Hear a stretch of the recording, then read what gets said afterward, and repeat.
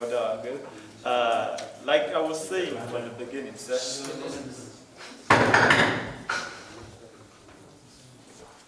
the incident of the 13th May 2021, sir, happens at the base of the Nigerian Customs Service at Iseyin. Sir, on the penultimate day, the men and officers of the respondent were at a roving patrol. They intercepted two jeeps, two vehicles, laden with parboiled foreign rice. So they made that arrest in consonant with the provisions of the law that gave them the powers to make arrests. We make a particular reference to Section 8 of the Nigerian Customs Service Law, that is SEMA LFN 2004, sir, which gave the custom personnel the powers same as that of the police.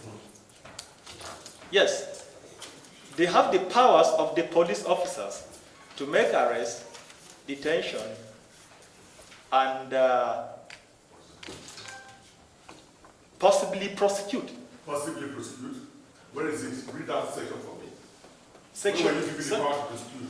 Yes, we have. Read it for me in the act. Yes, sir, we have the power to prosecute, sir.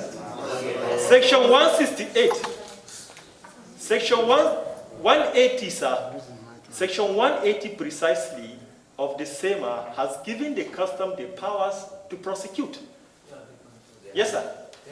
Section 180, I'm very particular. Go ahead. Yes, sir. I will understand. Just go ahead. Yes, sir. So you have the power. No? on the penultimate day, like I said, these arrests were made of two jeeps laden with smuggled parboiled rice. Two jeeps. Two jeeps. What type of jeep?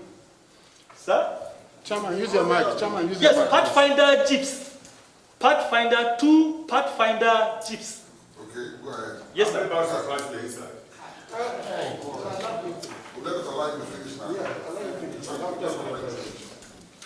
Go ahead. Yes, sir. So, immediately after the making of this arrest, That one will be. the smugglers that were being intercepted by the customs. Please. We'll separate it, Mr. Chairman. No, please. Let's be serious now. Go ahead. The smugglers being intercepted by the customs officers run away, abandon the Pathfinder jeeps laden with those items, that is the parboiled rice. The officers and men of the service took charge of the seizure made. So on their way to their base at Iseyin, they came across a group of mob who blocked the road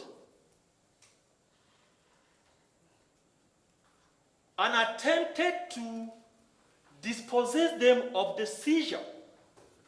So the Nigerian Customs Service men, by virtue of Section 11 of SEMA, they are not supposed to be distorted by anybody when performing their duties. So in the event that ensued, while they were trying to convey the seizure to their base, the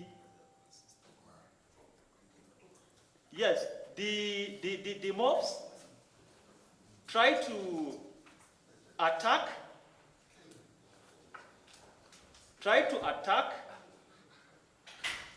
the officers well on the road. So, looking at what is going on, the officers swiftly dispersed them by making a shot on the sky. They successfully dispersed them, sir. And they have conveyed their seizure to their base at Iseyin.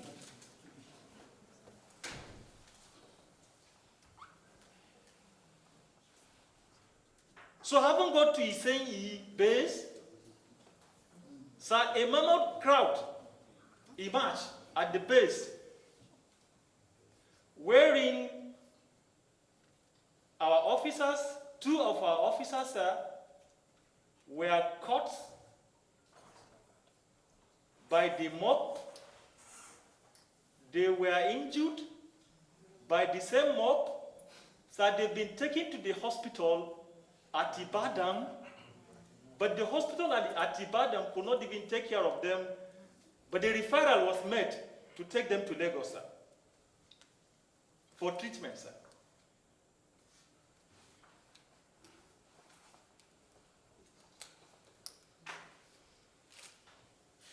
So well at that base, the officers got overpowered. They got overpowered by the mob that attacked them.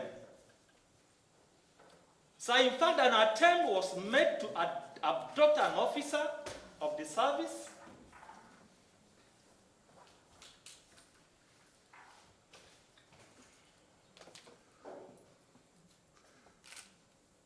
And in view of that, an attempt to abduct an officer of the service and the overpowering of the men and officers of the service by the mobs, the leader of the FOU, sir, has to make a call for the intervention of the sister agencies.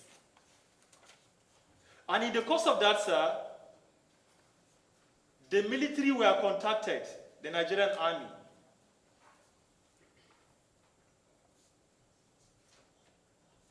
My lord, before the arrival of the Nigerian army personnel for the rescue mission, the mob have dispossessed, they successfully dispossessed one of the injured officer of his rifle.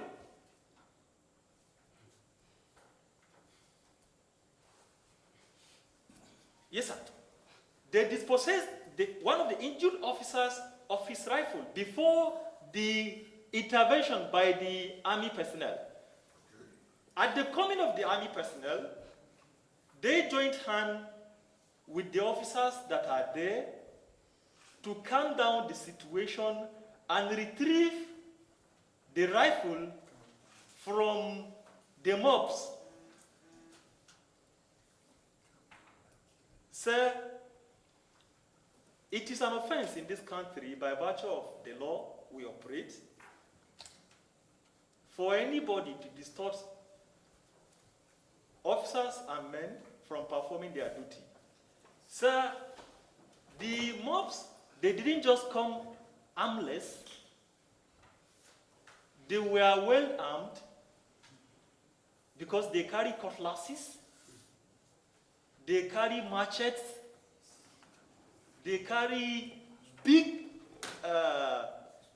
trees and sticks, they carry stones.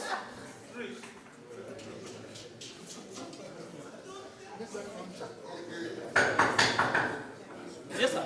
They carry stones. They were pelting the personnel with the stones, cutting them with their machetes and cutlasses. So that was what has happened on the penultimate day. So the service, in trying to respond, despite the fact that we've not been given the actual copy that Mr. Chairman read from the beginning of the petition, but we understand. Yes. So they killed them? No, nobody kills anybody. Hold on. Yes, sir. I'm trying to learn. No, before you land, you said you didn't have this copy. The letter we wrote to CG, the full motion. No, I'm talking about the petition itself. The petition. No, the motion is the petition. It's the motion. So you have the Do you think this instance is very proportionate for the custom to fire? One, the first principle of firearms, you that is holding it, if your life is in danger, is strongly in danger, and there is no any other way to save it than for you to fire, then you fire. Secondly, if another person's life is in danger, there is no any other way, mark this English, no any other way to save that person's life, you fire. There are just smaller ones coming after that. Do you think, I'm still repeating it, these 2 jeeps of maybe 50 bags highest of rice, what killing 5 people? How about? Secondly, let me put it to you that I served the Nigerian police for 32 years before resigning.